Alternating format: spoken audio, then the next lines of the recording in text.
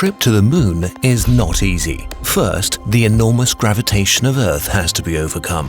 Then, hundreds of thousands of kilometers are waiting to be crossed, full of harsh darkness, the intense radiation of the sun, and extreme temperature changes.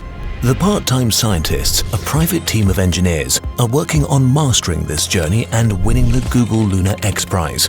Audi is supporting them in the competition to build a lunar rover and send it to the moon to fulfill a number of tasks. In order to leave the Earth once and for all, the two moon rovers are loaded into a satellite launch vehicle. They are mounted into the top because this is the optimum position to survive the enormous forces during the launch.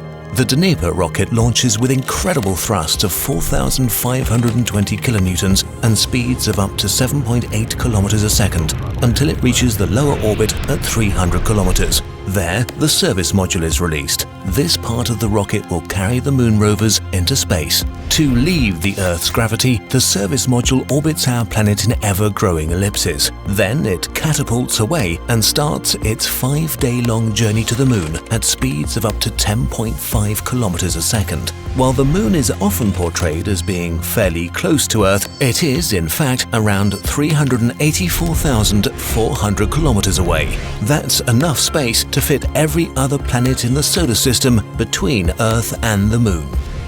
The module carrying the two rovers approaches the moon at high speed and enters its orbit at a precisely calculated angle. Once this task is completed, the spacecraft can prepare for the last part of the journey, the landing.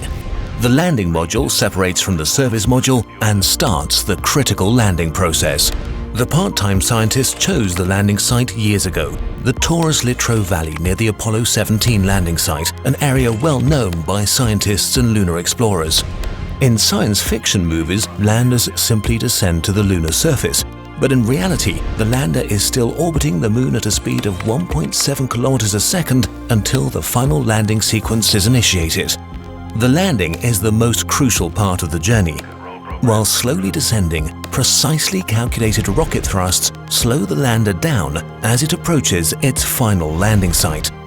Once the lander has touched down safely, it detaches the two rovers, which bathe in sunlight first and then call home.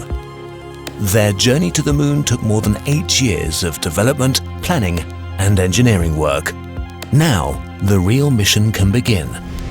But what will the rovers do on the moon, and what are the challenges on Earth's ancient satellite? We'll explore this in more detail in our next episode.